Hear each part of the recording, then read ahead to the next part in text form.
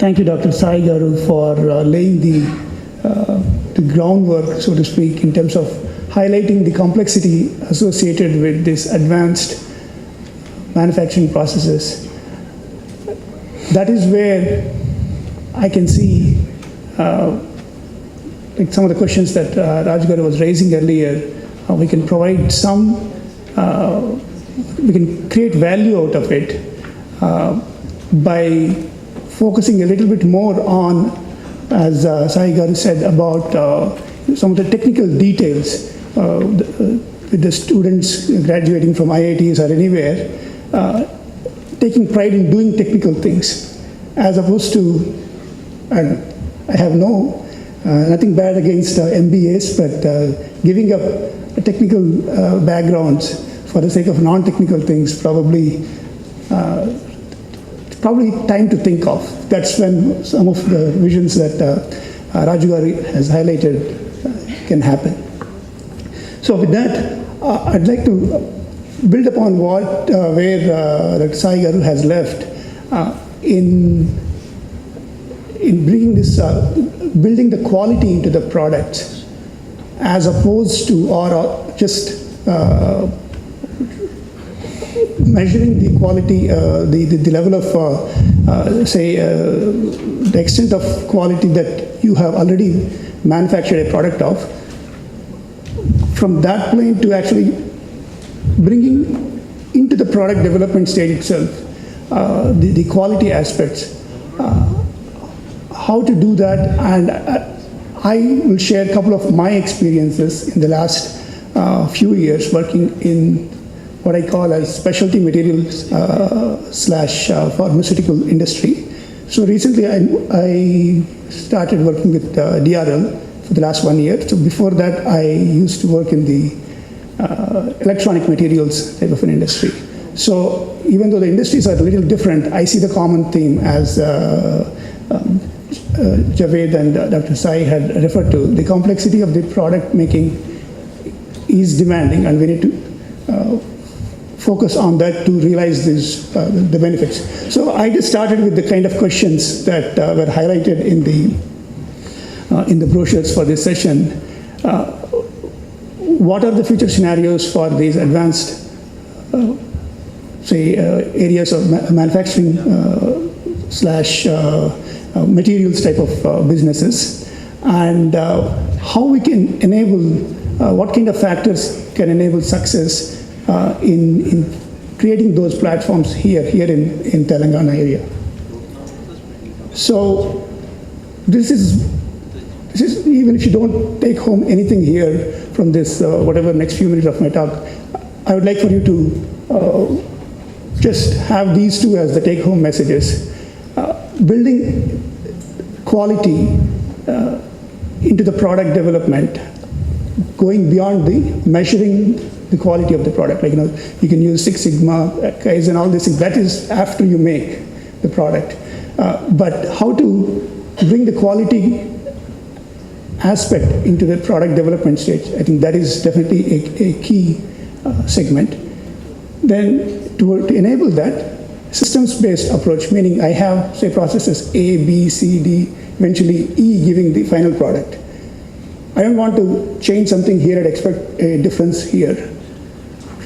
You have to have, as a whole system, understanding of the individual steps, and thus leveraging how to get the right type of quality and what types of knobs and how to turn those knobs to get the right quality. So that type of an understanding has to be built into how we operate. I think those two are my learnings based on a couple of experiences that I had. And before that, I just wanted, as I said, I'd like to thank the people here for giving me this opportunity, and my colleagues at Dr. Reddy's to have given this chance here. So even though I work in Dr. Reddy's, I would like to start off with this electronic materials example, because it's the same story we are also going through, trying to implement even in DRL. So just as a brief background, I was in a business that used to cater to the semiconductor industry, where we used to make consumables for semiconductor polishing. So the polishing pads is what we used to make. And like in any of these smartphones these days, you have the chips, and the making of these chips, you have a process where you have to polish the surface so fine such that you can deposit another layer of material. So that is a standard process in a semiconductor fab. And we used to provide the polishing pads. And in that, so this is basically a schematic of the polisher. So you have imagine a 20-inch type of a plastic sheet that you can mount on a table, and it keeps rotating. And you introduce a chemical, it's called the slurry here, and then that chemical and then the mechanical action provided by the polishing pad will polish the semiconductor wafer. And as shown here, you say from step 1, you may have some kind of a topography, and with polishing, you try to flatten that out. That's the expectation. And there are some criteria in terms of how best things perform. So the polishing pads are like discs like this, and you have several details that are built into the system.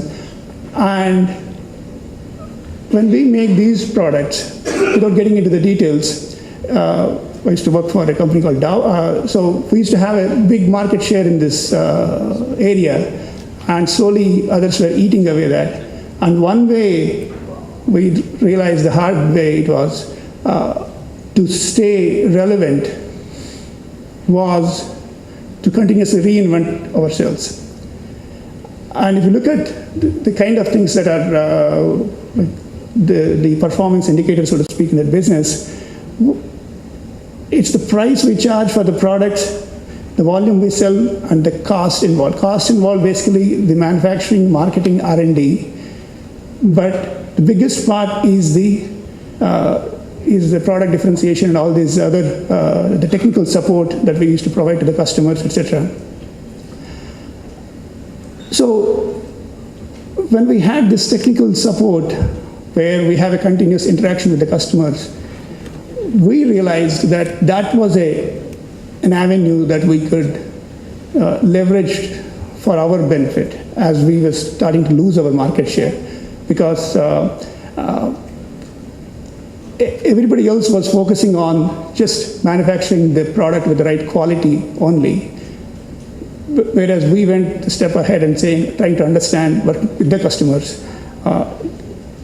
in seeing how well we can improve our products to meet their needs better. So a typical workflow in that kind of a product development was you have some customer needs, and then somebody will develop a material, and we will characterize that material and say, okay, does it have the right properties? Yes, no, then go through some kind of an expensive test. I can relate to some of the items that Dr. Sai Kumar was highlighting. This is where the rubber meets the road kind of a thing. In the DRDL context, it's like the actual final test. And if some of these expensive customer trials succeed, then we say, yeah, I have a product, and go for that. So there is a long cycle time in this one. And initially, we were focusing on whatever the quality attributes, so to speak. We were focusing on a few material properties. We'll say, okay, do I have a hard pad or a soft pad? So hard or soft is what one of the characterizations that we used to attribute to the material. So somebody said, oh, it's hard, soft, let us be more technical, say modulus, okay, modulus. And then what is another one? Surface roughness. And then the thickness of the pad, how much porosity that you put into the system and all. So these were the basic things, and then we were fine till a certain point. And the way the actual process was, more like you just add ingredients that make those polymers and the things that would introduce a porosity, And it's a batch process, and you get this polishing patch. And then we do a quick checks using these criteria, and I have a product released. But as time progressed, I'm sure 97 we did not have smartphones, but what that translated to us in terms of what customers wanted from us, or in terms of their needs, was on a wafer, some time back, maybe 5 or maybe 20, 30 chips in a 8-inch kind of a 8-inch diameter wafer used to get so many chips. As the phone sizes, computer sizes started decreasing, that same area used to accommodate twice, 3 times, and even 10 times, like the size of the chips used to increase. And those things like should translate into, if we were on the mark, different type of criteria for what our product should meet. And that's basically where was the previous organization I was in, where I would say were a little bit successful, while others were competing for the leftovers, so to speak, the commoditized product segment. To stay as a specialty kind of a entity, company, we had to go the extra mile of working with the customers, understanding their needs. If they don't have the bandwidth, like people like Intel, TSMC, they never had the bandwidth to look into what properties or what kind of criteria are needed. So we did that legwork.